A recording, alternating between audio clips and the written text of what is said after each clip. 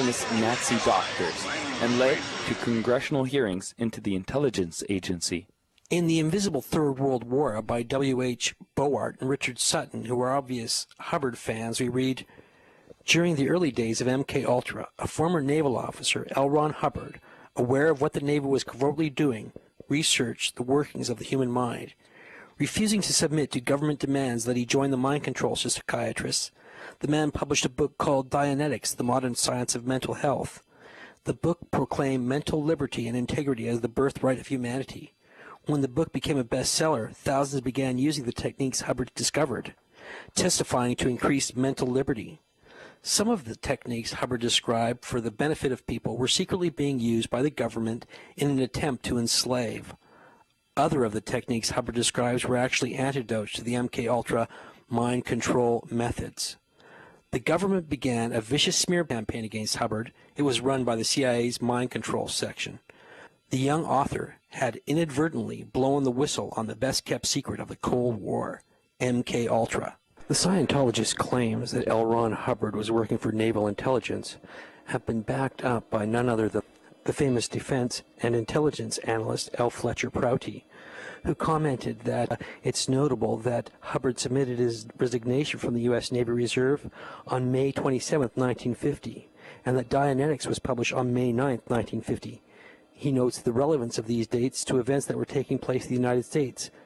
These were the days of Project Bluebird and Artichoke, the forerunners of the infamous CIA project MK-Ultra. These were the days when the concept of mind control and brainwashing were born. L. Ron Hubbard was smart enough to get clear of that.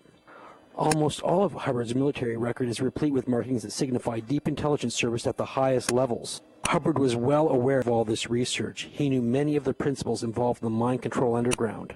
Interestingly, some years afterwards, when hundreds of Scientology personnel covertly infiltrated a number of government agencies, they pointed to FBI documents that confused L. Ron with Al Hubbard, who was of no relation. Captain Al Hubbard, who often dressed as a security guard in order to make people feel secure, is fondly remembered as the Johnny Appleseed of LSD and came up with the concept of set and setting in the preparation for beneficial psychedelic experiences. 1966 to deal with Scientology foes. Hubbard, who had officially resigned as formal head of the church in 1966, put his wife, Mary Sue, in charge. But ex-members say Hubbard was still in charge. They were L. Ron Hubbard's intelligence agency. That was their purpose. And indeed, an intelligence specialist in the U.S. has said that they were as effective as the CIA. In 1973, the Guardian's office implemented a program known as Operation Snow White. The group began to use the Freedom of Information Act to access government files, and it proved federal agencies were circulating lies about the church. He dreamed up a conspiracy to explain all this problem, and he created a top-secret program called Snow White to uncover and find the source of this conspiracy. But Scientology did indeed uncover some bizarre documents in government files. At one point, there was a document that said, aha, we have discovered Timothy Leary knows a man called Alfred Hubbard. Alfred Hubbard obviously is L. Ron Hubbard.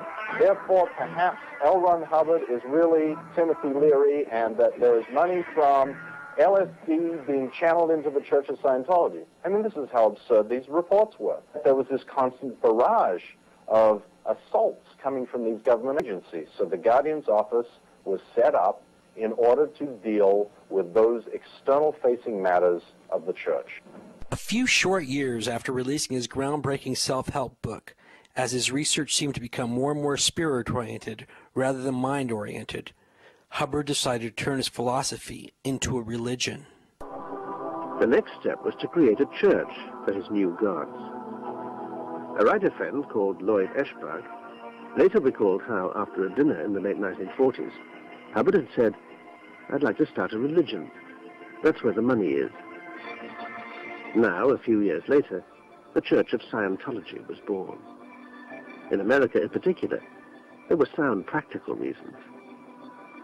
There are tax advantages, and there are advantages in the Constitution, which says that the government may not abridge the operations of a church. And I think that more than anything else, made him agree to using that vehicle, because it is, and it has indeed proved, to be very difficult for any government to abridge the activities of a church. Hubbard found the perfect cathedral for his church, St. Hill Manor, in East Grinstead in Sussex.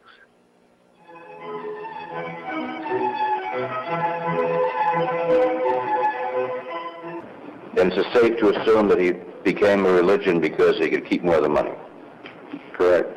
Well, one thing about that form of corporation is that it's pretty easy to move money and what have you about. This 1972 directive that the FBI seized is a frank statement of one of Hubbard's aims. Item A, make money. Down the list, item J also reads, make money. Item K, make more money. And item L, make other people produce so as to make money. According to L Ron Jr., his father wasn't morally concerned with using Scientology money for illicit black market business deals.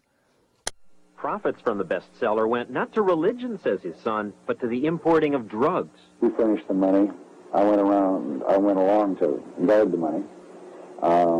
And through mafia friends of his, we imported cocaine and heroin through Colombia.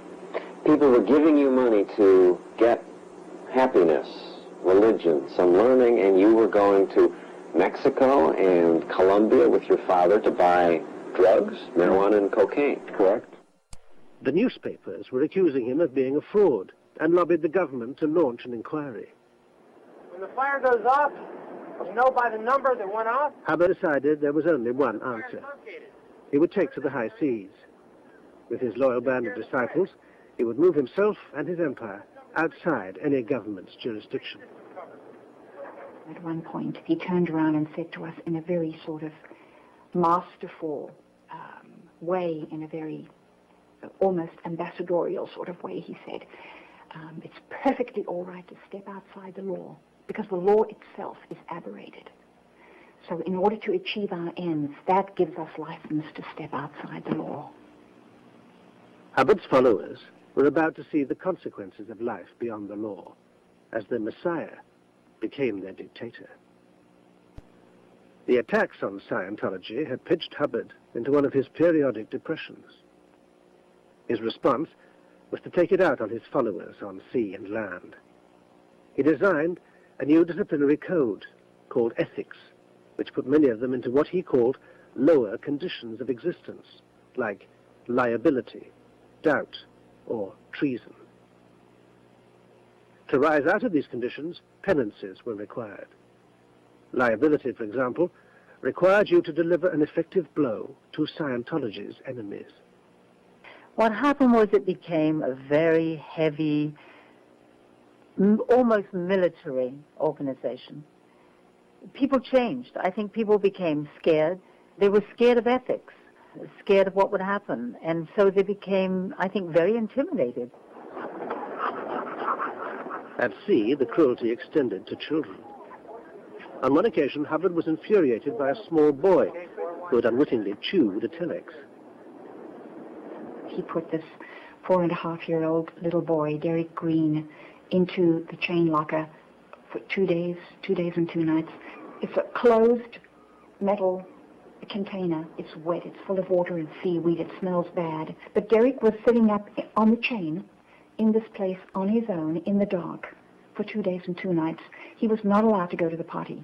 I mean, he had to go in the chain locker on his own, soil himself. He was given food. And I never went near it, the chain locker, while he was in there, but people heard him crying. That is sheer, total brutality. That's child abuse. People were in awe of him, and people were frightened of him. He was the boss. He was the dictator.